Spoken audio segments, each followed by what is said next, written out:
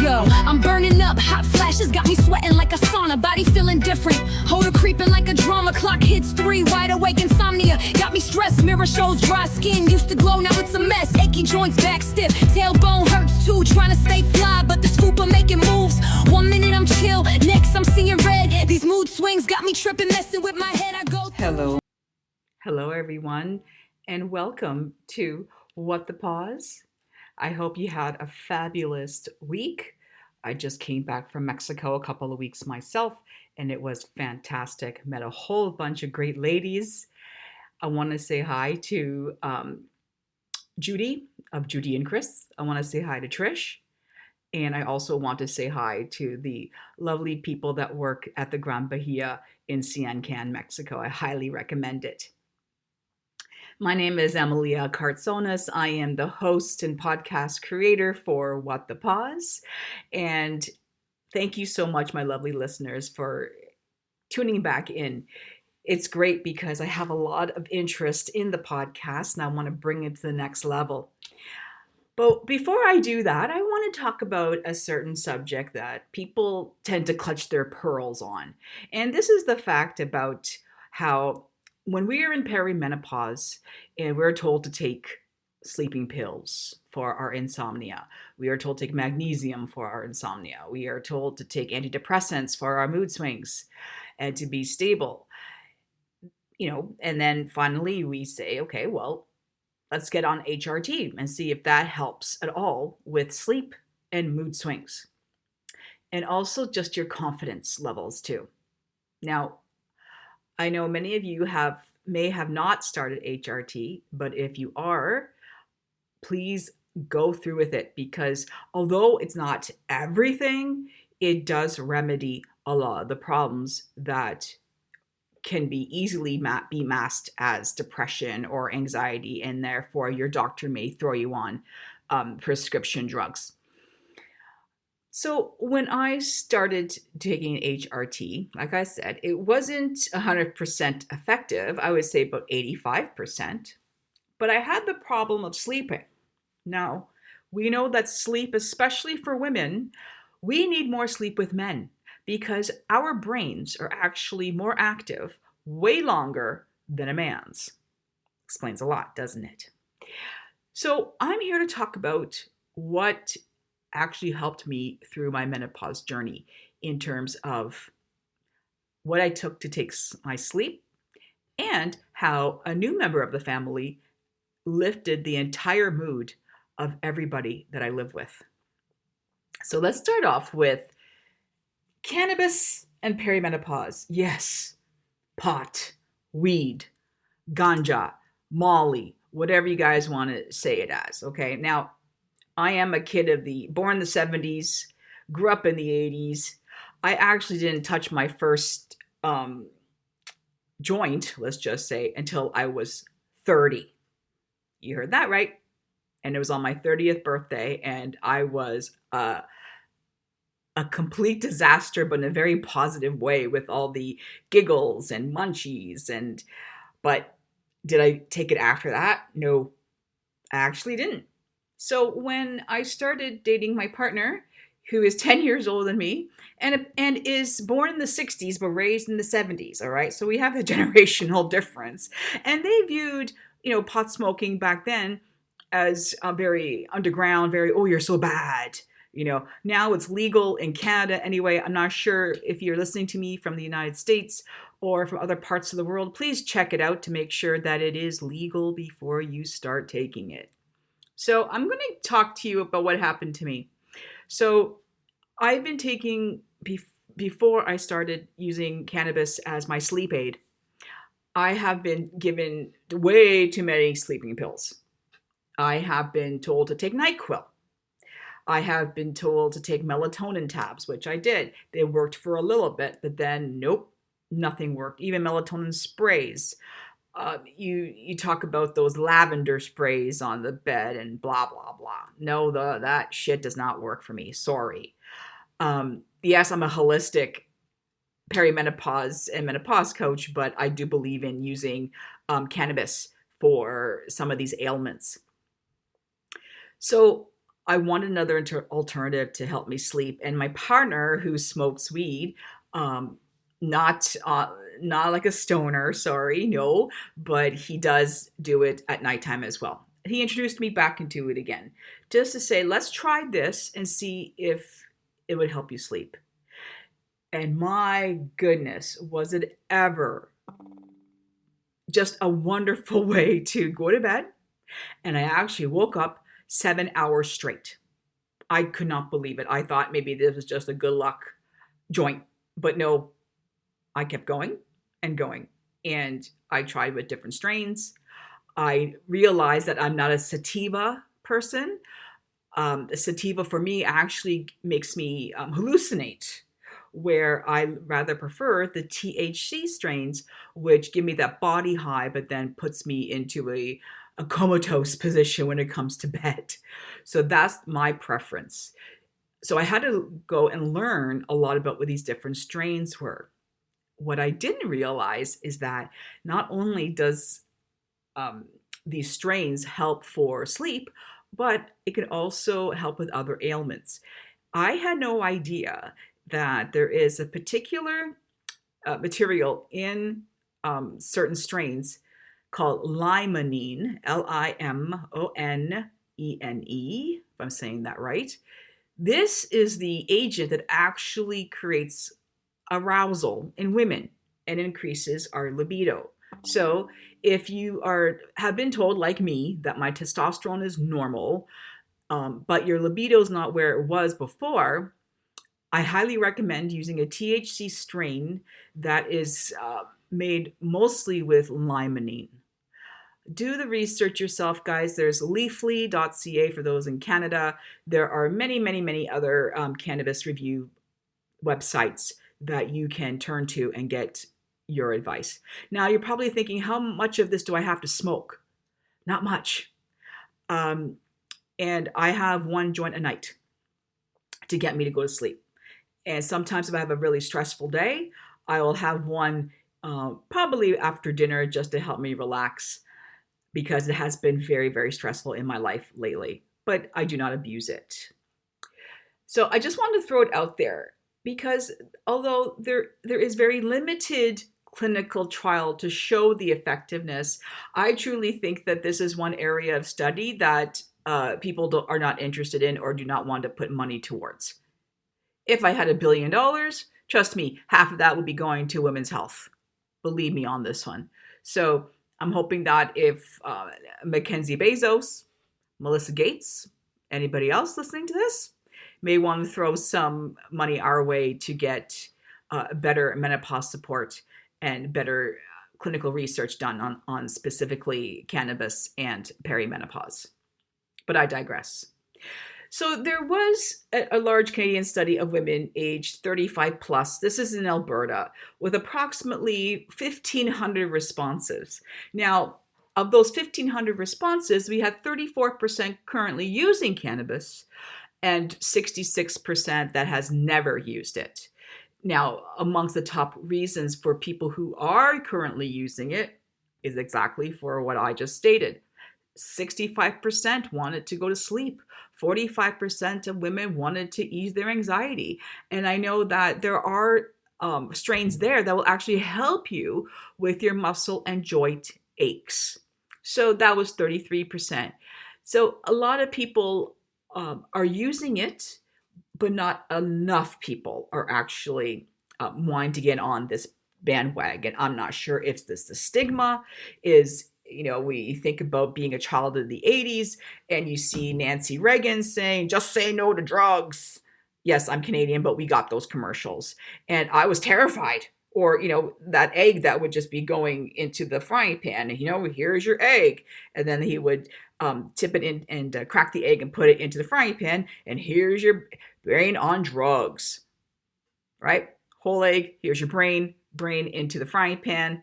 There's your brain on drugs. Okay. Anyway, again, hopefully I was just speaking to more of the harder drugs, but cannabis is not a gateway drug. Okay, people, stop believing that bull crap, because that is not happening here.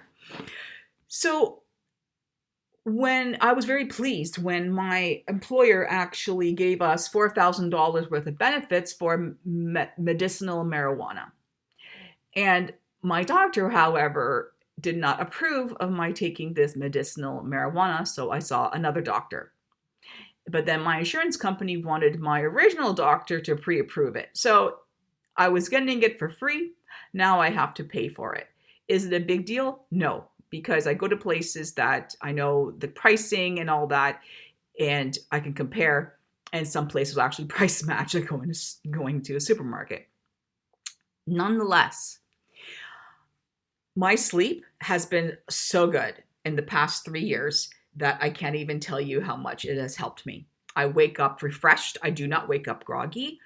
And when I wake up, I immediately put on my estrogel and then I'm ready for the day.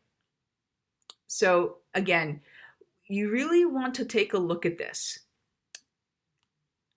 Now, another health news article that summarizes that while women are turning to cannabis for menopause symptoms, there are official recommendations. For example, the North American Menopause Society and other guideline bodies do not yet endorse cannabis for these symptoms, due to what they claim is the high quality evidence.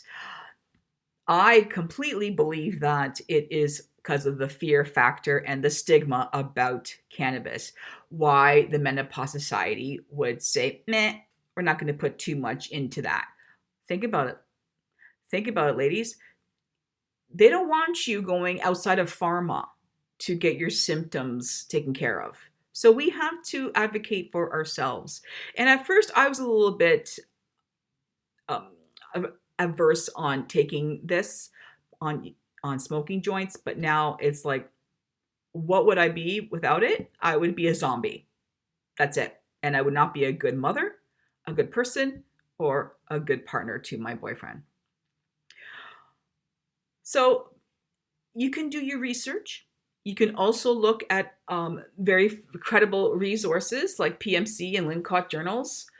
You could also take a look at the Menopause Society and what their stance is on cannabis. But I just wanted to bring that to your attention because I believe it's very important for me to talk about some of the coping mechanisms and some of the things that have helped me tremendously in my journey of perimenopause. So now I'm going to change gears here and I'm going to talk about cats and perimenopause. You're thinking, why cats? Or any pet for that matter. But specifically for me, I'm going to talk about cats. I was born into a very strict Greek family, and we never grew up with animals. However, my parents did. They had back home in Greece. When my father turned 65, I was 25. I bought him a dog for his retirement. And man, did he ever love that dog. It brought him such joy. His name was JJ. He was a mixed breed terrier and German shepherd. He loved that dog and that dog loved him. And it was just a very joyful and beautiful relationship. Me, however, I don't like animals. I didn't like animals, let's just say at that time. And now at 54 and my daughter being 16, she has been begging me for a cat. So I said to myself, okay, let me think about this. I live in a bigger home now. I have the room for a cat. They're not that expensive and they take care of themselves. Well, my partner has had cats forever since he was practically a baby. And he's always had dogs too. Now my partner doesn't live with me, but he knows how to handle cats. And my daughter actually started volunteering at a PetSmart and volunteering and helping out the cats before they go for adoption. So she was begging me, probably for 7 years, about how much she wanted a cat. And for her 16th birthday, I finally said to myself, okay, why not? Because I wasn't feeling happy every day. I needed something to calm me down besides my other coping mechanisms I've been using. And I feel that we needed somebody new in the family to bring us some happiness. So Pepper came along. My little Pepper, we got him when he was 3 months old, but he's a big guy because he's part Maine Coon and part tabby. So he's a big fluffy boy, but he is just beautiful. I'm gonna post him up on um, my social media and YouTube just so you can see him. But and I've never liked cats. If it was a choice, I'd choose a dog over a cat. But now that I have my little Mr. Pepper, he is the best. I never knew that I would be so calm around an animal and how he puts me at ease around my children. And if I need a hug, I will give him one, but yes, he will run away. He's not that affectionate unless he wants it. So, and the girls and I, we don't fight anymore.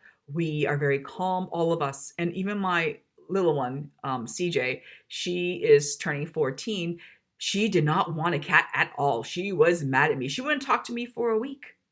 But she's the one now. Pepper is now 11 months old, very soon. And she is the one that loves him so much more. It's so adorable, and I love seeing it. Because when you have a relationship with an animal, I get it now. They're your friend. They can't talk back to you, but I'm sure they're thinking what they really want to say to you. And it's just a beautiful way for me to also spread love and joy to my family. And Pepper has done that for me. It's funny because my students who I used to teach a long time ago would say, "Professor, do you have any pets?" And I'm like, "Ew, no, I don't want a pet at all. It's gross." I know now when they hear this or if they see me, they will make fun of the fact that you said what you weren't going to get any animals, but now you have a cat. And yes, they were right. How much I would love him and how much he would bring me great joy, but also great peace and calm during my journey here. And I remember the first time I got him, and he was lying on my belly, my lower belly, and I didn't know if I was having a cycle or not, but this cat really freaked me out because I thought my cycles were finishing. I'm 54, I still get them, but nonetheless, back in January, when we received Pepper, he actually lied on my belly. And he sat there and he lied on it. And then it was really warm. The next day, my cycle started. Now, I'm not sure if it was a cat coincidence. I know, really bad humor. Or if it's the fact that maybe he knew something was coming up. Maybe he was trying to warn me, or maybe he was just trying to soothe me. But nonetheless, it did come and in full force. But we weathered the storm, and now Pepper is here to stay. And I even told my daughter, who wants to take him when she goes away for university, I don't think she's going to have to fight him off of me. And even my partner has said how much I've been very calm around people, how Pepper's presence has brought me, back to my maternal ways when the girls were babies. But he's just so cool. I never met a cat like this before, to be completely honest with you. So that's what I wanted to talk about. I know this wasn't a long one today, but I wanted to go over in terms of the symptoms that you may be still struggling with in terms of insomnia, in terms of your mood, in terms of anxiety, and how a cat has brought my menopausal journey more, what's the word I want to look for here? Just to be more manageable and to be kind of normal, let's just say.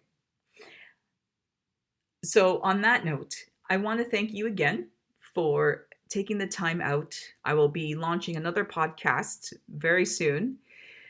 And I want to talk to you, ladies and gentlemen, about other topics that I am reviewing. But most specifically, my next podcast will be why people need a menopause coach. I have been very lucky to secure a couple of clients who have been absolutely amazing. And they are very, very smart, and they've done their research themselves. And I am so happy and honored to be helping them through this menopause journey. If you are one of those people or know somebody who needs a coach, have them listen to my next podcast or have a look at my website at whatthepause.co. That's all one word, whatthepause.co. I'm always looking for followers on Instagram, on my YouTube channel. If you're on Threads, that is a fantastic community. You can see me there at What the Pause. Or if you know me, you can use Amalia, K-A-Y, for this particular, to get me online. And I just wanted to also say that to everybody here who's thinking about, should I be taking cannabis? Should I be talking to my doctor about it? No, this is your decision. This is you, and this is a very personal decision that your doctor, they're going to use their own biases to convince you not to do it. If you ever need some advice or you just want to email me, please reach out. I'm available at Amalia, Amalia, at whatthepause.co. Again, I want to thank you for listening and taking the time out to listen to this podcast. I hope it has been helpful.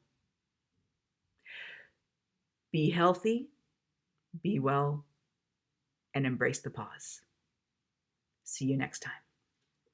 Yo, I'm burning up. Hot flashes got me sweating like a sauna. Body feeling different. Odor creeping like a drama. Clock hits 3. Wide awake insomnia. Got me stressed. Mirror shows dry skin. Used to glow, now it's a mess. Achy joints, back stiff. Tailbone hurts too. Trying to stay fly, but the scoop I'm making moves. 1 minute I'm chill. Next I'm seeing red. These mood swings got me tripping, messing with my head. I go through all these symptoms. Do you go through it too? Is it just me or you riding this wave too? We gaining that weight, feeling that anxiety. No libido, brains foggy. Where's the clarity? Feeling drained, fatigue. Got me moving in slow-mo. Getting pissed off at my man for nothing, yo.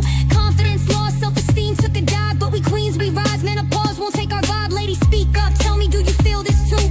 We riding through the storm, but we'll make it through. Don't let this pause make us stop, yo. Stop, yo. Stop, yo. Stop, yo. Stop, yo. Yo, don't let this pause make us stop, yo. Stop, yo. Stop, yo. Stop, yo. Stop, yo. Yo, don't let this pause make us stop, yo. Stop, yo. Stop, yo. Stop, yo. Stop, yo. Yo, don't let this pause make us stop, yo.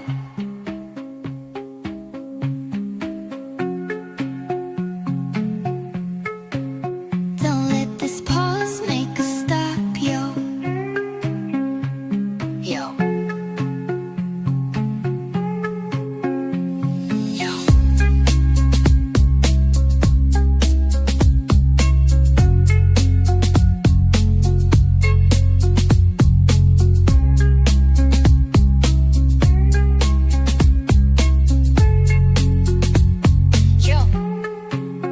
Yo, don't let this pause make us stop, yo. Stop, yo. Stop, yo. Stop, yo. Stop, yo.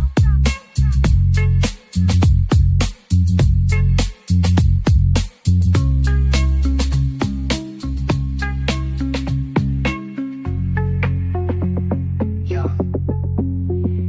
Yo.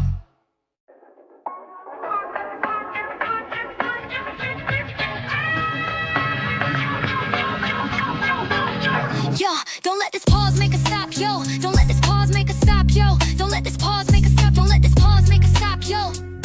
Yo.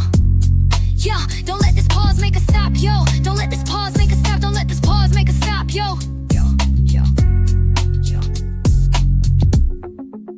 Don't let this pause make us stop, yo. Yo, you wanna want me slow mo. Yo. Don't let this pause make us stop, yo. Yo, you wanna want me slow mo. Yo. Don't let this pause make us stop, yo. Don't let this pause make us stop, yo. Don't let this pause make us stop, yo. Don't let this pause make us stop, yo. Don't let this pause make us stop, yo.